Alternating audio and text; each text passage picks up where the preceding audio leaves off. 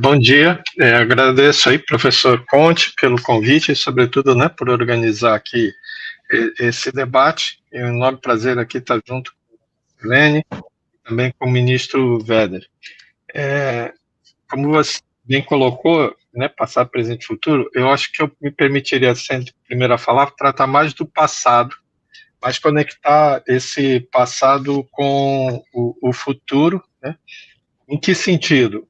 Acho que mais do que nunca está sendo importante a gente valorizar a democracia, né? No momento que a democracia está tendo ataques pelo mundo afora, e eu acho que a lei de responsabilidade fiscal tem muito a ver com a democracia brasileira, ou até diria quase que como uma democracia fiscal.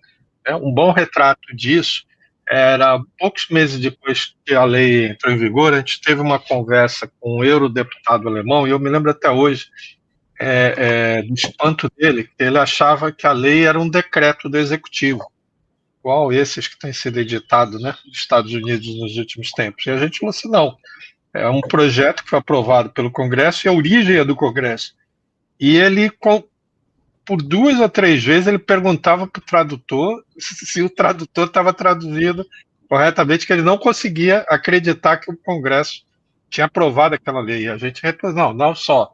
A inspiração é do Congresso, o Congresso melhorou o projeto do Executivo, o ministro Weber vai poder falar muito, né, sobre isso, e eu achei muito curioso esse espanto dele. Poucos anos depois, eu também estive na China, num debate que aí era mais focado em rolagem da dívida, mas que envolvia um pouco também a lei de responsabilidade fiscal, e os chineses, óbvio, que não queriam saber detalhes da nossa lei, nem números, nem qual era o texto da lei. O que eles só queriam saber era como vocês negociaram com os estados e municípios, né? Qual era o processo de negociação, de pactuação entre o governo central, governos estaduais e municipais. Aliás, eu acho que eles ainda estão precisando muito aprender com o Brasil, né? Porque a dívida pública da China subiu quase 50 pontos do PIB nos últimos 15 anos, e 90% da dívida dela é de governos subnacionais.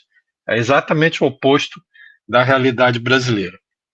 E por que eu, então, eu queria reforçar muito, quando se fala da lei, eu acho que, como o pessoal fala do governo, certamente teve um papel decisivo, acima de tudo, o presidente Fernando Henrique Cardoso, pela sua disposição política, né, pelo seu depreendimento, inclusive, quando teve várias emendas apresentadas ao projeto do governo oriundas da oposição, e que ele só perguntava, se a emenda é boa, vamos aceitar. Ele não tinha visto de origem, né? Ministro Marcos Tavares comandou esse processo pela Câmara, pelo lado do Ministério do Planejamento. Não vou me deter, acho que só a Selene, né, que estava no planejamento, né, porque eu estava no BNDES, pode detalhar mais isso, mas eu queria voltar a lembrar que muita gente esquece disso, né? Aliás, na época se dizia que essa era uma lei proposta pelo FMI. Não, o FMI, inclusive, mandou um ofício formal ao governo brasileiro dizendo que o projeto de lei não ia dar certo, porque não tinha uma meta de fiscal cravada no texto da lei, como numa recém-aprovada lei semelhante não, porque não tinha nada a ver, mas na Argentina, repetindo a União Europeia, tinha colocado um teto para a dívida e um teto para o resultado primário e para o resultado fiscal. No nosso projeto não tinha. Não, por que não tinha? Porque se seguiu o espírito dos constituintes. Esta lei nasceu do Congresso brasileiro, né? Queria reforçar muito isso. É o mesmo Congresso que é muito atacado e criticado no sentido de ter muita flexibilidade, de não ter compromissos né, com o bom equilíbrio fiscal. Esse Congresso está na origem de muitas dessas mudanças, pois aqui a gente pode debater. Quer dizer, em 1988, em particular, eu vou acelerar aqui, acho que 5 minutinhos, quando eu termino, né? Em 88, na Assembleia Constituinte, por uma iniciativa do deputado, então constituinte José Serra, relator da Comissão de Tributação e Orçamento, foi inserido, né, ele propôs criar um Código de Finanças Públicas que iria tratar de, diz o nome, finanças públicas, dívida e vários outros aspectos, os que estão lá no artigo o 63 da Constituinte. No meio da Constituinte, se tirou a expressão código, porque se diz, não pode escrever código, é lei complementar, não existe código penal na Constituinte, código civil e assim por diante. Mas qual era a visão dele? Que tinha que ter uma abordagem abrangente, né, das finanças públicas, tanto do ponto de vista temático quanto do ponto de vista institucional, né, compreender um tratamento de dívida, mas também de patrimônio, de despesa, como também de receita de um lado, e tratar igualmente a União, estados e municípios, né? Isso foi estes princípios da Constituinte 88 foram considerados e estão muito presentes, são decisivos para a Lei de Responsabilidade Fiscal, que é diferente de leis posteriores, né? A Lei de 2023, Conte, só se aplica à União, não aplica a estados e municípios, e basicamente trata de dívida, ou da sustentabilidade da dívida. É muito importante, até porque, no caso, quem tá estourando a dívida é a União, não são estados e municípios, que reduziram significativamente suas dívidas nos últimos 25 anos. Mas volto, quer dizer, assim, era importante contextualizar o princípio geral de uma visão abrangente, coordenada e consistente, né? Esse princípio, quer dizer, estava na Constituinte. Passados 10 anos, foi aprovada a emenda constitucional da reforma administrativa. Esta emenda tinha uma norma programática no seu final, foi inserida na Câmara, não fazia parte da PEC, né, do presidente Fernando Henrique Cardoso, mandando o Executivo enviar em até 6 meses, eu não me lembro o prazo exato, um projeto de lei para regulamentar o artigo 63 da Constituinte. Então, de novo, o Legislativo que tomou a iniciativa de dizer, olha, Executivo, manda uma proposta aqui para essa matéria. Né? E foi quem a gente se envolveu nesse processo, principalmente como eu tinha trabalhado na Constituinte, né, com o então ministro José Serra, que estava na Saúde, foi consultado também, ministro Mate, que, aliás, no início era até, teve o ministro Paulo Paiva, teve o ministro Pedro Parente, e depois o Marcos Tavares, que trabalhou-se junto com a Fazenda, o ministro Pedro Malan, com o Banco Central, o presidente Armínio Fraga, na elaboração de uma proposta que o presidente Fernando Henrique optou por algo inusitado. Quando estourou o prazo para enviar ao Congresso, ele publicou, ele falou assim, não vamos enviar ao Congresso, vamos transformar isso aqui num anteprojeto, vamos publicar no Diário Oficial e vamos abrir a consulta pública para receber emendas. Naquela época, redes sociais era algo mínimo, quer dizer, já tinha internet, foram mais de 5.000 sugestões que chegaram por e-mail, foram analisadas pela equipe, né, técnica que estava ali considerando,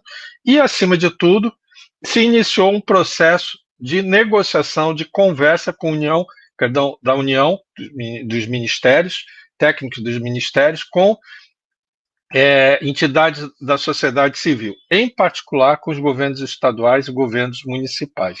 E inclusive teve muitas reuniões no BNDES que a gente chegou a repassar, ler artigo por artigo do anteprojeto e pensar, tá bom, não tá bom, quais são suas críticas, quais são suas pedras.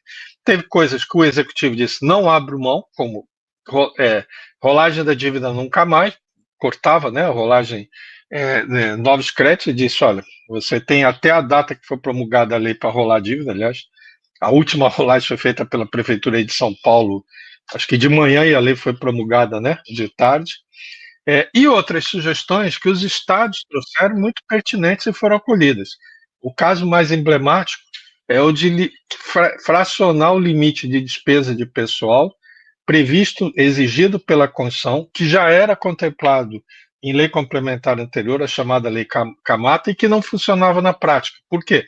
Por conta da independência, né, dos poderes. Me lembro, em particular, o governador Ronaldo Lessa, né, de Alagoas, que reclamava, que ele dizia assim, olha, eu corto, eu estourei o limite, né, eu estou aqui cortando, demitindo professores, demitindo médicos, reduzindo meus gastos com serviços essenciais. Quando chegar no final do ano, eu estourei a meta. Mas por que eu estourei o teto? Por que eu estourei? Foi o Judiciário, foi o Legislativo. E eu não tenho controle do Judiciário e do Legislativo. Foi daí que surgiu a proposta, que foi acolhida pelo governo, de separar, de fracionar esses limites, né, por poderes.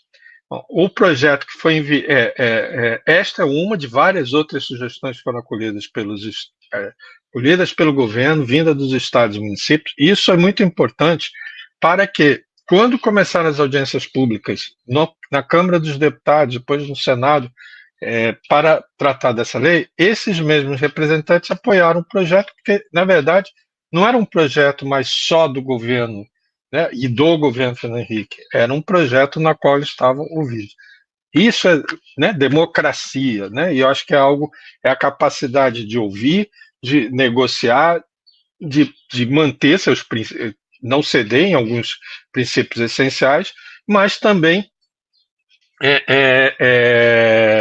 reconhecer as sugestões e sugestões boas e pertinentes. O projeto na Câmara passou em 9 meses, eu não vou entrar em detalhe, a Selene vai, acho que falar aqui um pouco mais, ela acompanhou muito mais a negociação do projeto do que eu e, sobretudo, o ministro, né, Weber, que na época era assessor na Câmara, pode relatar, a Câmara teve um papel crucial, né, nessa matéria, em particular a assessoria técnica da Câmara, e isso, o que eu queria reforçar, que acho que isso é pouco dito, é a própria estrutura do projeto de lei do Executivo estava organizada em cima de princípios, anunciava 5, 6 princípios, e cada um dos princípios depois era desdobrado, né, em regras. E a Câmara falou assim, não vamos seguir por princípios, vamos seguir por temas. E melhorou o projeto. Né, e o governo falou assim, não, se é melhor e se 6 é igual a meia dúzia, né, vamos acolher. E, nesse sentido, foram acolhidas várias sugestões, a começar por tratar da receita, que era algo que, no projeto do Executivo e dos executivos, não tinha sido colocado. Né? Várias outras sugestões vieram da oposição na época, liderada pelo PT, né? Destacaria em particular duas, que foi a proibição do Banco Central de emitir títulos, né, próprios, à custa, né, do Tesouro, e a ida periódica, né, do ministro da Fazenda, do presidente do Banco Central, da equipe do que era a equipe econômica na época, né, que as coisas não sei exatamente o que é a equipe, ao Congresso para dar explicações sobre o comportamento das metas. E foram sugestões boas, pertinentes. O projeto passou na Câmara, no Senado foi aprovado com quórum de emenda constitucional. No Supremo Tribunal, continuou esse processo. Logo depois da lei, foi apresentado ações para derrubar a lei como um todo, que o Supremo rejeitou, mas, em particular, tramitou uma ação que era crucial exatamente contra os limites fracionados da despesa de pessoal. Né? Nós técnicos, tivemos a oportunidade de ir à Suprema Corte, explicar as razões, dar a lógica, e, no final, por 6 votos assim, foram mantidos, né, os limites de despesa pessoal por poder, porque o ministro Marco Aurélio, que já tinha votado contra a lei, mudou seu voto, né, na hora final, e passou e se posicionou, né, a favor da lei. E daí, em seguinte, o Supremo manteve boa parte da lei, acho que derrubou um ou outro aspecto, e o próprio Congresso Nacional também, desde lá, pouco foi regulamentado. Acho que depois a gente pode pouco alterou, não vejo nenhuma alteração de conteúdo expressivo. A minha reclamação maior de mérito é que 2 aspectos cruciais na lei: o controle da dívida pública federal, né, nunca foi sequer votado, né, e agora, quem sabe, né, pelo menos a CAI do Senado, sob a liderança do senador Renan Calheiros, quer voltar a esse assunto. Acho importante, inclusive, pela questão de isonomia. Isso aqui é uma federação, né? Um princípio básico da lei que vem da Constituinte, como eu coloquei de início, é tratar igualmente todos os membros da federação. E eu sinto, assim, eu não vejo como que o governo federal pode exigir de Estado e município algo ao qual ele não aceita se submeter. Quer dizer, fica algo contraditório. Eu acho que as regras têm que ser iguais para todos. Né? E sempre lembrando, que aliás foi uma iniciativa, mais uma dentre várias outras iniciativas do Congresso, que o limite de dívida era para estar sendo revisto anualmente, avaliado e revisto, se for o caso. revisar não é problema. Aliás, né, como te citou aqui, você teve uma pandemia e você precisa, na pandemia, dar uma resposta diferente da resposta em dias normais. Né? A lei contemplava isso. Aliás, foi preciso fazer o orçamento, a PEC do orçamento de guerra, não para mudar a lei de responsabilidade fiscal, porque a lei já contemplava as exceções necessárias quando era época, né, de calamidade pública. O orçamento de guerra foi necessário, aliás, só se aplicou à União e foi necessário para dar mais agilidade ao processo, né, de contratação, né, de gastos de gestão, né, emergencial da saúde, inclusive no final né, da vacina. Outro aspecto da lei, Conselho de Gestão Fiscal. Gestão não é política fiscal. Gestão é dia a dia, é prática, desde a classificação orçamentária, contábil, ao debate técnico, né? Este poder gasta muito, esse poder gasta menos, como é que eu estou em relação ao resto do mundo e assim por diante. Esse conselho nunca foi criado, e era um conselho, inclusive, para premiar, um conselho para premiar gestões experiências bem-sucedidas, sobretudo de estados e municípios. Nunca foi criado. Né? E, na minha opinião pessoal, os dois padecem do mesmo vício. Né? No fundo, o Comando Técnico Federal, seja quem for, inclusive troca de partido e troca de técnicos, não quer sentar na mesa com os outros poderes ou com os outros governos, porque é muito mais fácil você achar que sabe de tudo, baixar uma regra e submeter aos outros. E, de novo, fica uma coisa contraditória. Né? Quando, por exemplo, eu mando estados e municípios apurarem o resultado fiscal abaixo acima da linha, quando eu, União, só apuro de outra forma. E faço de conta que ninguém sabe que eu exijo uma coisa, mas faço outra. Quer dizer, essas incoerências e essas inconsistências, eu não acho que ferem assim os princípios, mas acabam afetando até muito mais, né, sua credibilidade e seu posicionamento técnico na gestão. Por último, e aqui para encerrar, passar aos colegas, gestão não é política, é diferente de política, que é diferente de instituições. Lei de responsabilidade fiscal é uma instituição, dita é um código de conduta, é um código de princípios, ela fixa as instituições, ela dá os instrumentos para você formular sua política fiscal. E a política fiscal muda ao longo do tempo, que é natural. Não existe a ideia de que você vai ter um limite só de dívida o tempo todo, um limite só de despesa. O limite é assim, o mundo muda e quando o mundo muda, você tem que mudar. Regra geral é muito simples, né? Na época de bonança, que você tem que fazer poupança para depois, né, na época de crise, você poder gastar mais, você se endividar mais. Essa é a política fiscal. E a prática, a gestão fiscal é o seu dia a dia, né? É a sua execução. E eu acho que no Brasil a gente tem misturado muito esses três conceitos. Insisto muito, lei de responsabilidade fiscal é instrumento, e um instrumento decisivo, e aqui para encerrar, que está faltando, é rever, né, atualizar a Lei 4.320 de 17 de março de 1964. Ela é anterior à ditadura militar, já teve ditadura, já saiu da ditadura, já redemocratizamos o país e ninguém se interessa por atualizar essa lei. Né? Os que estão aqui presentes, acho que são dos poucos, né? Uma vez ou outra passa um projeto no Senado, não passa na Câmara, entra executivo de direita, de esquerda, de centro, não sei o que, ninguém quer saber disso. Né? Ninguém quer colocar regras para o orçamento público, para as contas públicas. Por que será, né? Eu acho que aí, acima de tudo, é um pouco aquela esperteza assim, não, eu não vou colocar regra, que assim eu fixo a regra.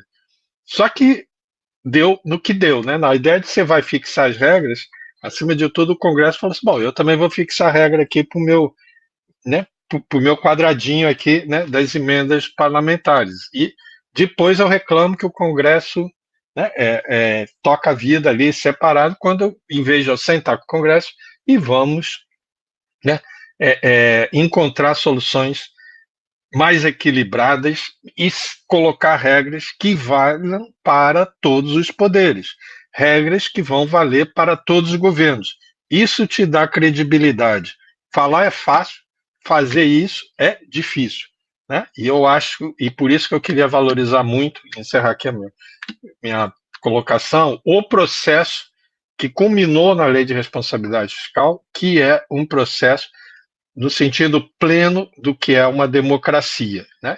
Como eu acredito, democracia, eu acho que era um bom momento nesses 25 anos a gente voltar lá atrás, ver como é que aquilo funcionou, né? Como é que aquilo andou, como é que se deu esse processo e a gente olhar daqui para frente para encarar os novos desafios que se vêm, sobretudo desafios diante de um mundo que está indo para uma, né, nova ordem mundial. Ninguém sabe direito qual é, a única certeza que a gente tem é que o que era antes acabou. É isso, fico aqui à disposição para o debate. Espero não ter avançado aí, Selene e Leder certamente vão poder dar muito mais detalhes e colocações muito mais importantes aqui do que as minhas.